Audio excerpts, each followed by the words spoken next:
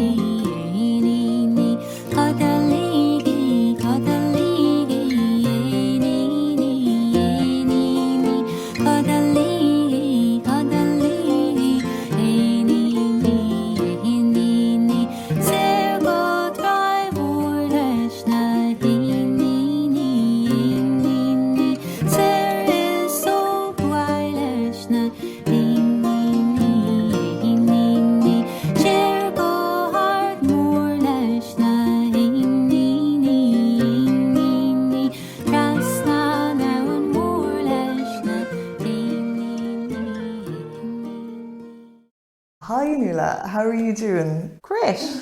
Good to be here with you. Thanks so much for coming and talking to me. Well, I didn't have to come very far, just round the corner. It was really nice. It's great to be meeting another Clare-based musician, and you've been here for a few years now, haven't you?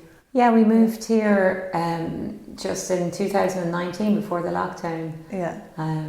And it's been great. You know, obviously it was a strange experience with everything shutting down, but I'm so happy to be here and delighted to be back in Ireland and living in a lovely musical town like Ennis. Yeah. And what drew you to living in Clare, Nuala? Well, surprise, it was the music. What?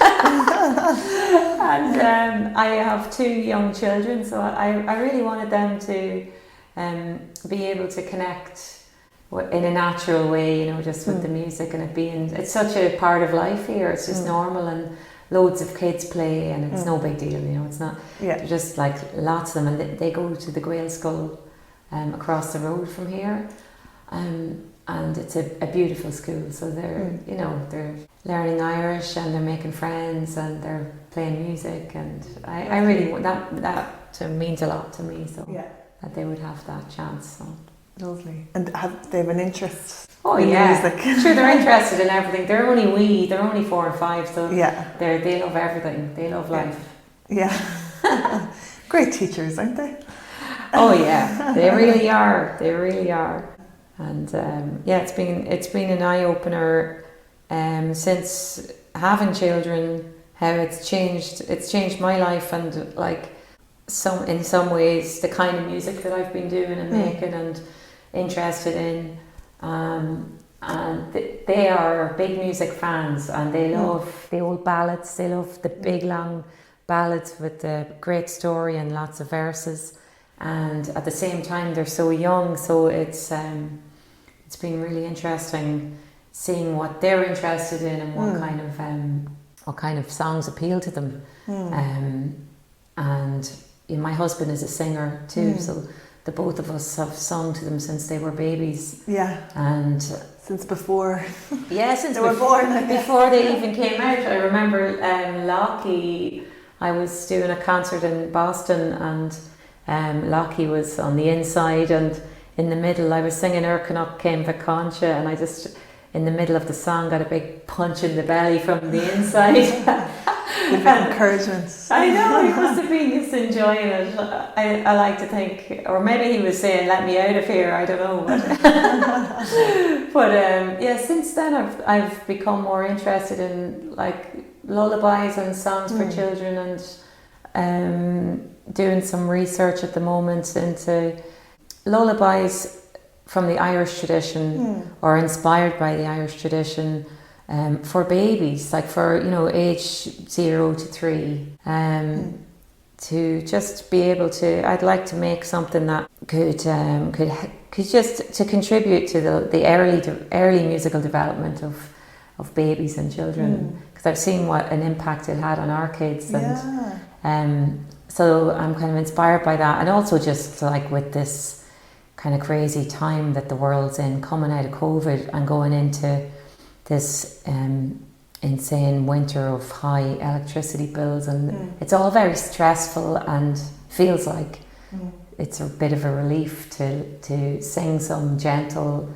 lullabies and songs like that, and not to be able to share those. I think they're a comfort to people, to adults as well as children, actually. Absolutely. It's really primal nearly, isn't it? I think the response to lullabies, like it's really universal, and it's in every culture, isn't it? It is. Idea. And just the soothing sound of the mother's voice singing to the baby, and sharing, like singing the same little ditties, over and over, and giving them access to that melody is something that I've been looking into in my research. Is just like what kind of tunes, and I think kids really can respond and enjoy to quite complicated melodies, as well as the more kind of nursery rhyme type ones that we would all be familiar with. But it's interesting to just delve into that and see what is the research on. A lot of research has been done on the classical side of things, and on complex melodies, and how beneficial they are for babies and children, young children, and how much they can take from them and absorb, not just from the melody but from the language as well. So that's one of my parts of my brain is diverted onto that at the moment. I was reading a bit about that recently, the research that's there on how much babies can actually understand, and how much they can recognize rhythm, or just that they're more capable than we'd realised, of how much they can take in. Exactly. They are, because we haven't realised it, and we don't realise it because they're pre-verbal.